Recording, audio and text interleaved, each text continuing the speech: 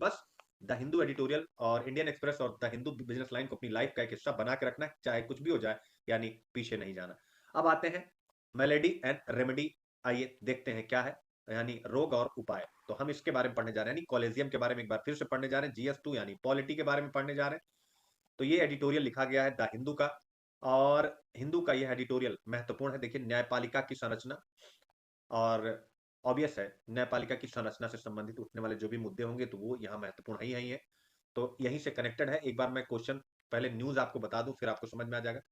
यानी उच्च न्यायपालिका में, हायर जुडिशरी में न्यायिक नियुक्तियां करने की कॉलेजियम प्रणाली इस समय फोकस में आ गई है। सबसे पहले फोकस में आई केंद्रीय कानून मंत्री किरण रिजिजू ने एक आलोचनात्मक टिप्पणी की, और उस आलोचनात्मक टिप्पणी में यानी मंत्री महोदय ने क्या कहा, उस आलोचनात्मक टिप्पणी में मंत्री महोदय ने क्या कहा, आप देख सकते हैं मेरे प्यारे बच्चों। उनका स्टेटमेंट आपके सामने लगा हुआ है। तो उन्होंने क्या कहा, collegium system opaque government can't be silent forever. यानी कॉलेजियम सिस्टम अपाक्यू यानी अपारदर्शी है। क्या है? अपारदर्शी यानी ट्रांसपेरेंट नहीं है, अपारदर्शी है। गवर्नमेंट हमेशा के लिए चुप नहीं बैठ सकती, गवर्नमेंट हमेशा के लिए चुप नहीं बैठ सकती। ध्यान रखिए, क्या है? गवर्नमेंट हमेशा के लिए चुप नहीं बैठ सकती। तो ये पहली टिप्पणी आई तो ये चर्चा में आ गई। ठीक है, यह पहली टिप्पणी आई तो चर्चा में आ गया। इसके अलावा दूसरा, यानी कल हम लोगों ने पढ़ा था वन लाइनर में, अगर आप लोगों को याद हो, petition against the collegium system, यानी कॉलेजियम सिस्टम के अगेंस्ट किरण रिजिजू की इस स्टेटमेंट के बाद एक पिटीशन आ गया है। और एक वकील महोदय हैं जिनका नाम है मैथ्यू जे नेदुम्पारा।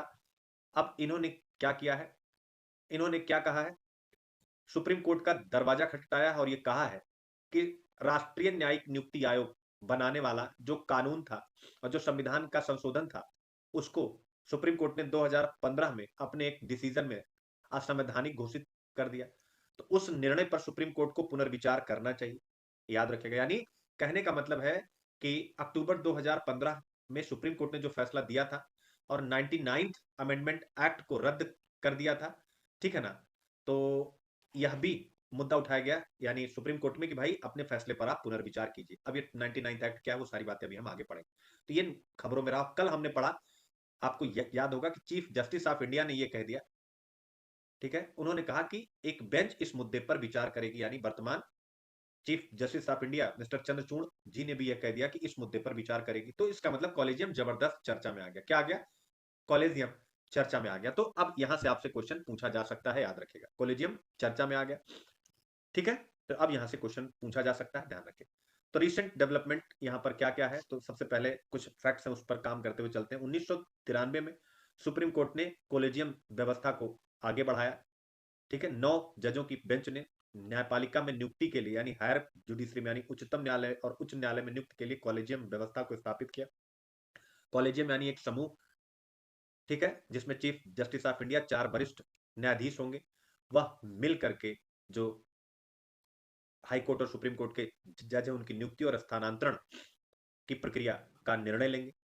2014 में भारतीय संसद ने क्या किया, national judicial appointment commission act पास किया, राष्ट्रीय न्यायिक नियुक्ति आयोग कानून पास किया, और इसके माध्यम से यानी एनजेएसी के माध्यम से कॉलेजियम को रिप्लेस कर दिया। ये पॉइंट भी आप याद रखिएगा।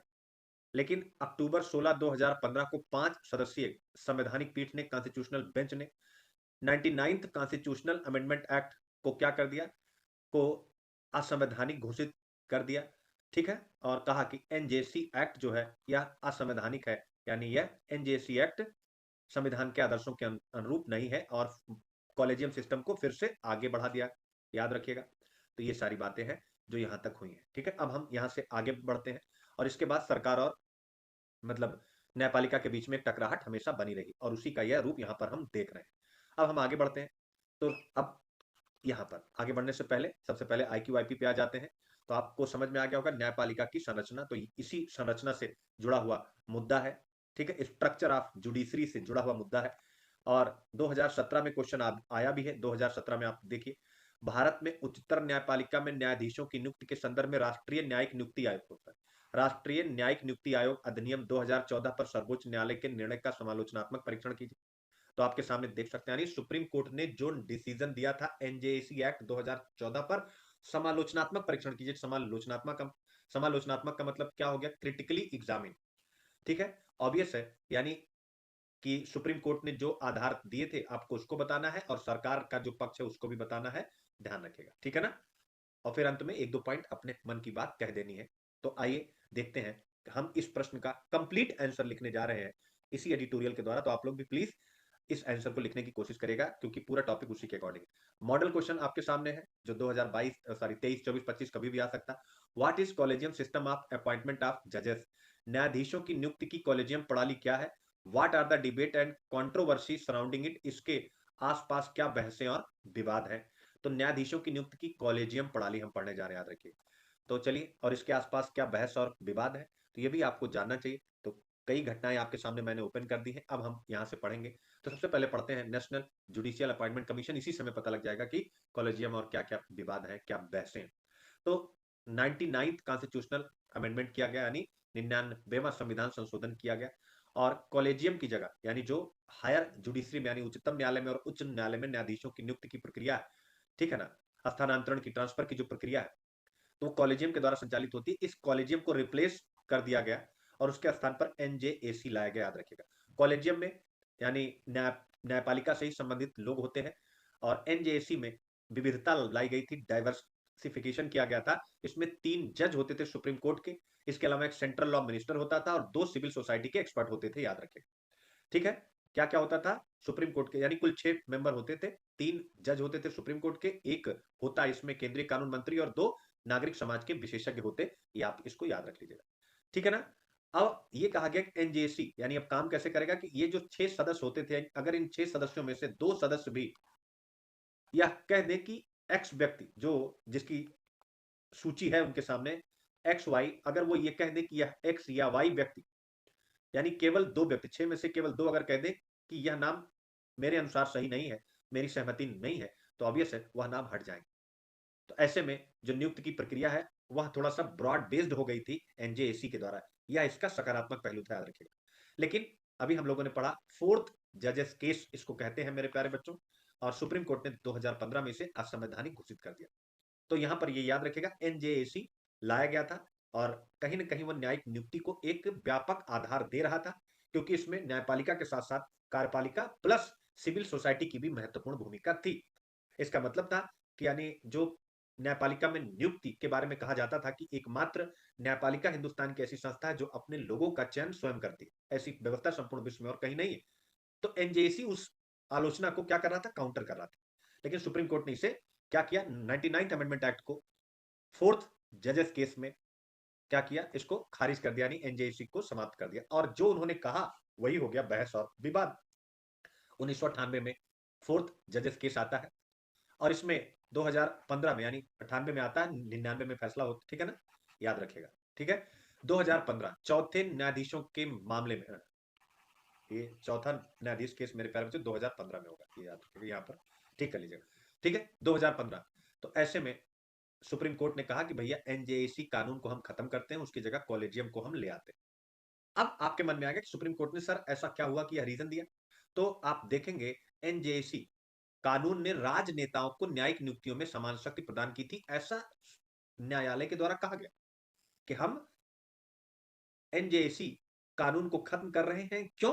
क्योंकि न्यायिक नियुक्तियों में राजनेताओं को सुप्रीम कोर्ट के न्यायाधीशों के समान शक्ति प्रदान की गई थी, जो संविधान के मूल ढांचे के तहत नहीं आता है, यानी संविधान का मूल ढांचा कहता है, ठीक है ना, basic structure of the constitution कहता है सेपरेशन ऑफ पावर, शक्ति का पृथक्करण का सिद्धांत।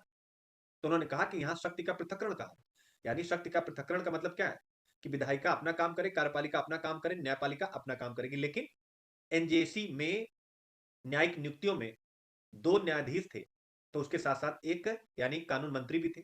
तो स्वाभाविक है यहां पर जुडिशरी में सुप्रीम कोर्ट ने ऐसा माना कि जुडिशरी में राजनीति की भूमिका सुनिश्चित हो रही थी, इसलिए यह शक्तियों के पृथक्करण के सिद्धांत सेपरेशन ऑफ पावर के आदर्श के विरुद्ध है, जिसे सुप्रीम कोर्ट ने अपने डिसीजन में basic structure of the constitution घोषित कर रखा है।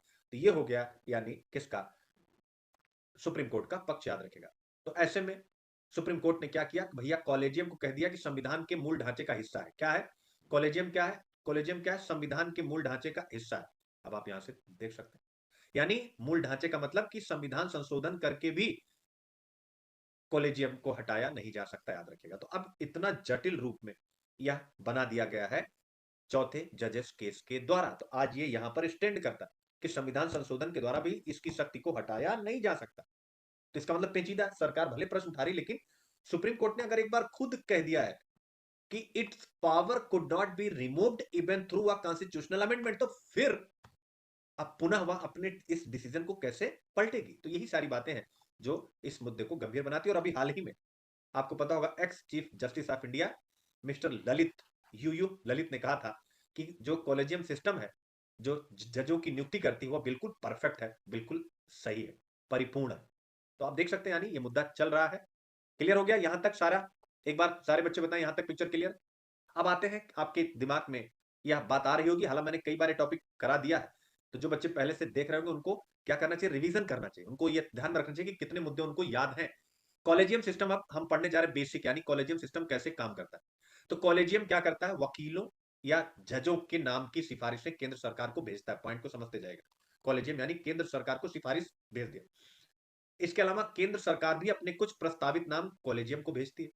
यानी देखिए, पहले स्तर पर जो कार्यपालिका है उसकी भी भूमिका है कि नाम जो होगा वह केंद्र सरकार को भेजेगी भेजेगी कॉलेजियम।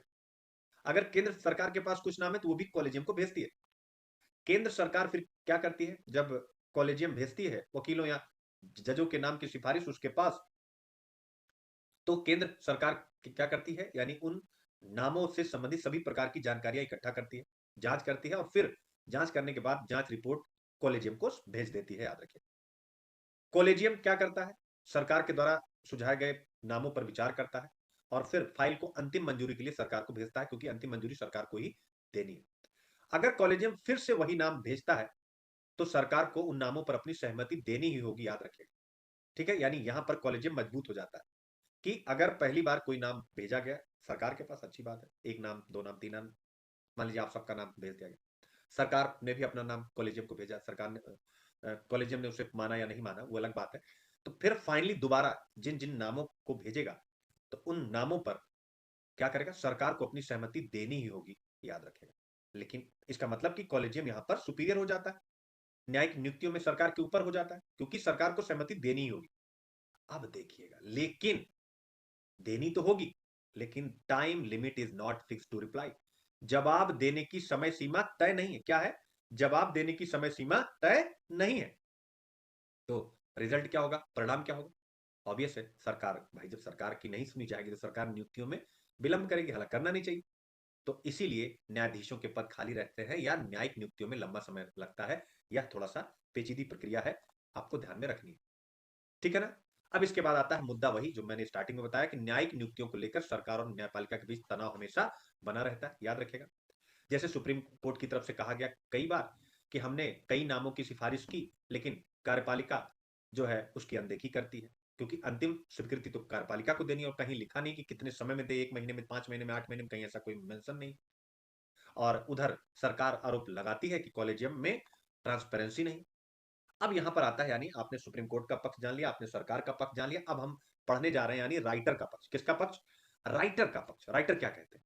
तो वो यह कहते हैं कि yes, collegium system is indeed opaque, यानी कॉलेजियम प्रणाली वास्तव में अपारदर्शी है। क्या है? अपारदर्शी।